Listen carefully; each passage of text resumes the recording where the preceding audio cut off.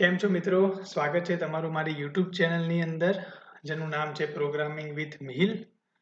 આપણી સીએસએસની જે સિરીઝ છે સ્ટાર્ટ થઈ છે અને આપણે લાસ્ટ વિડીયોની અંદર આપણે જોયા હતા સીએસએસના ટાઈપ કે ઇન્ટરનલ, એક્સટર્નલ અને ઇનલાઇન સીએસએસ અને કેવી રીતે આપણે સીએસએસ લખી શકીએ છીએ એના 3 ટાઈપ આપણે જોયા હતા.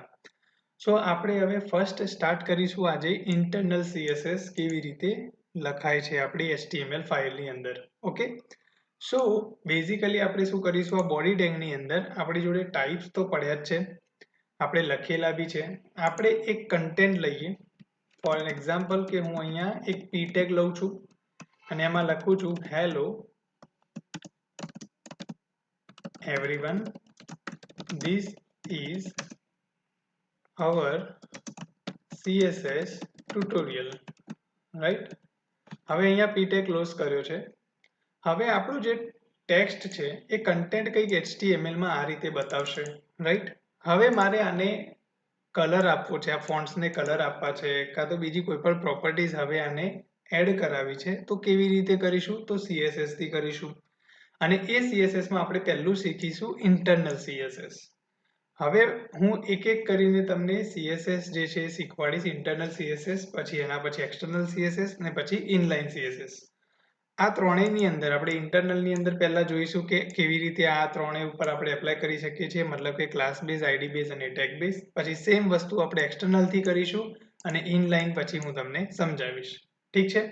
તો હવે આ કન્ટેન્ટમાં આપણે હવે એડ કરવું છે કલર. સપોઝ ફોન્ટના કલર મારે હવે એપ્લાય કરવા છે. ઇન્ટરનલ CS નો મતલબ એ થાય છે કે તમારી જે પણ HTML ની ફાઇલ છે એની અંદર તમારું હેડ સેક્શન આવશે. હવે આ હેડ સેક્શનની અંદર સ્ટાઇલ ટેગ તમારે યુઝ કરવાનો, મતલબ કે HTML નો જે સ્ટાઇલ ટેગ છે એ આમાં કામ કરશે. આપણે અહીંયા સ્ટાઇલ ટેગ લખીશું. આની અંદર તમારું CSS નું પ્રોગ્રામિંગ થશે. ઓલરાઈટ, આ ધ્યાન રાખવાનું છે.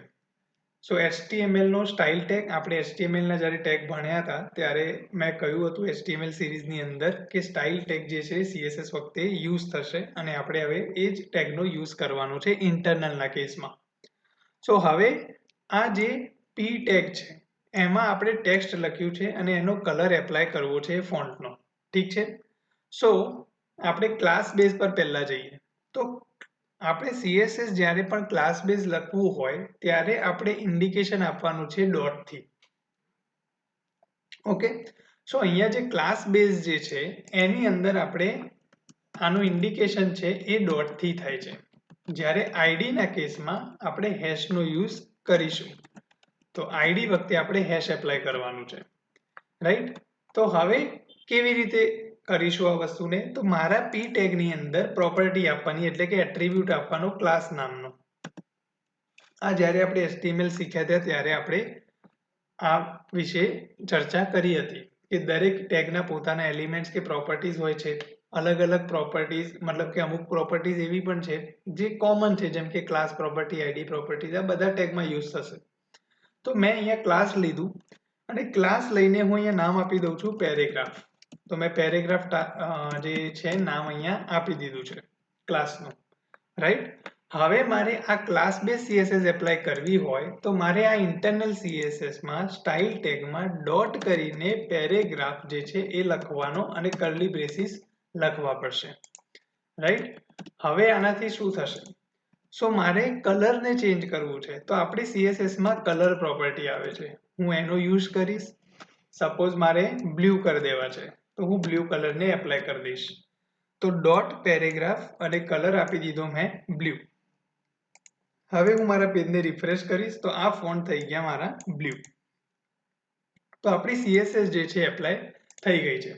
હવે જ્યારે હું આના ઉપર રાઈટ ક્લિક કરીશ, બરાબર, અને અહીંયા ઇન્સ્પેક્ટ કરીશ, દરેક બ્રાઉઝરમાં તમે ઇન્સ્પેક્ટ કરશો એટલે થશે એવું કે તમારું જે HTML કન્ટેન્ટ છે એની અંદર તમારો જે ક્લાસ હશે, જેમ કે અહીંયા હું HTML કન્ટેન્ટ પર જઉં. ઓકે, અહીંયા આપણું જે આ HTML છે પ્રોપર્ટી, એની અંદર આપણે જઈએ અને આપણું જે પી ટેગ જે છે એમાં જોઈશું તો એક ક્લાસ દેખાશે આપણે જે આપ્યો તો પેરેગ્રાફ, અને એની નીચે એક્ઝેક્ટ તમને અહીંયા સ્ટાઇલની અંદર પેરેગ્રાફમાં અહીંયા ડોટ પેરેગ્રાફ કરીને કલરની પ્રોપર્ટી પણ દેખાશે. હવે અહીંયા રાઈટ હેન્ડ સાઈડ તમે જોશો તો HTML CSS HTML આવી રીતનું કંઈક દેખાશે. હું થોડુંક ઝૂમ કરું જેથી તમને લોકોને ક્લિયર થાય, અને આ જે પોર્શન છે એને પણ આપણે થોડું ઝૂમ કરીએ. ઠીક છે. સો આ પેરેગ્રાફ જે ટેગ છે અને આ એની CSS પણ આપણને અહીંયા દેખાય છે જે આપણે કોડિંગમાં લખી છે. સો વર્કિંગ થયું કેવી રીતે? તો વર્કિંગ કરાવવા માટે હું અહીંયા કંટ્રોલ U કરું, મતલબ કે વ્યૂ પેજ સોર્સમાં જાઉં છું. જ્યારે પણ તમારું જે આ પેજ છે એ બ્રાઉઝરમાં રન થયું એટલે બ્રાઉઝરે શું રીડ કર્યું, ટોપ ટુ બોટમ એપ્રોચ અગર આપણે જોઈએ છીએ તો સ્ટાઇલ ટેગનો રીડ કર્યું. એમાં એને શું જોયું? Dot paragraph. જ્યારે એ ડોટ રીડ કરે છે એટલે એને એવી ખબર પડી ગઈ કે મારે ક્લાસ એટ્રીબ્યુટમાં જેની પણ વેલ્યુ પેરેગ્રાફ હોય એ જોવાનું છે. હવે એ રીડ કરતું કરતું HTML કોડ અહીંયા આવશે. હવે એ HTML કોડમાં p ટેગમાં ક્લાસની વેલ્યુ પેરેગ્રાફ મળશે. એટલે એને ખબર પડી જશે કે ડોટ પેરેગ્રાફ એટલે કે આ ક્લાસની પ્રોપર્ટી છે પેરેગ્રાફની, એ મારે આ ટેગમાં જે કન્ટેન્ટ છે એમાં એપ્લાય કરવાની છે. તો આ જે બ્લુ કલર જે છે એ અહીંયા એપ્લાય થઈ ગયો. ઠીક છે. હવે શું થશે? માની લો કે અહીંયા હું કોઈ બોલ્ડ ટેગમાં મારું નામ લખું છું મિહિલ, રાઈટ, અને બોલ્ડ ટેગને ક્લોઝ કરું છું.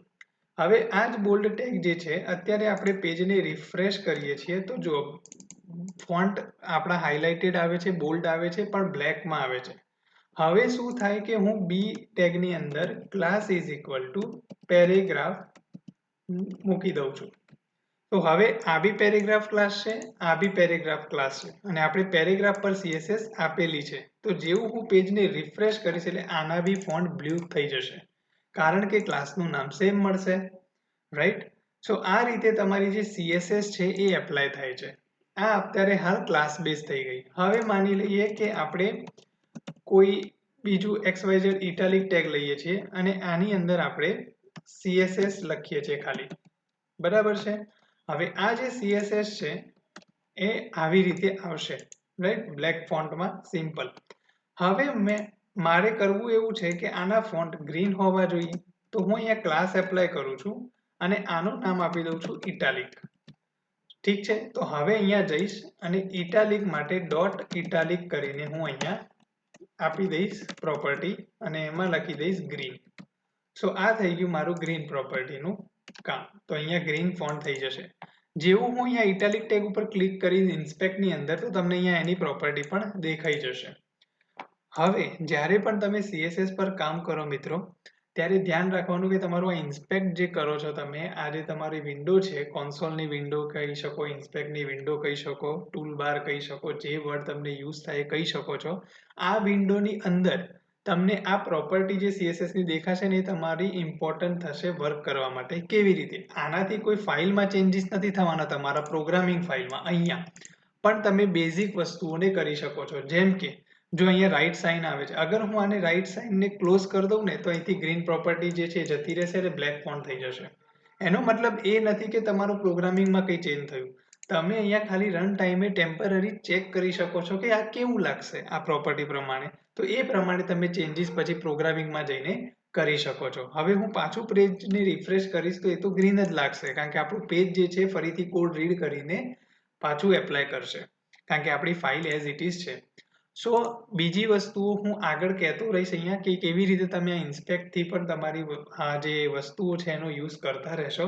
આ તો મેં તમને ખાલી અત્યારે જે બેઝિક બતાવ્યું છે કે ઇન્ટરનલ CSS નો મતલબ શું થાય છે એ તમે સમજી લો.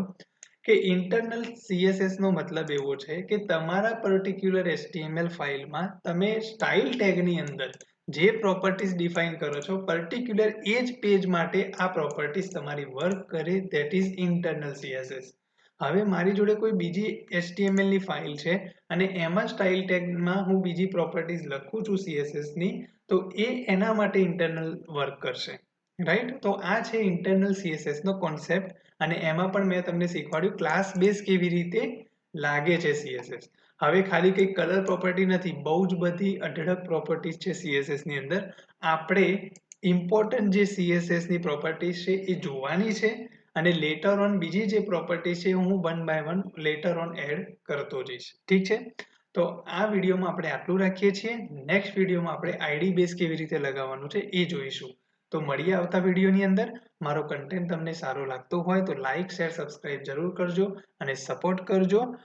ઠીક છે, આપણી આ CSSની સિરીઝ જે સ્ટાર્ટ થઈ છે એને આપણે કન્ટિન્યુ કરીશું. નેક્સ્ટ લેક્ચરમાં મળીએ છીએ. આવજો.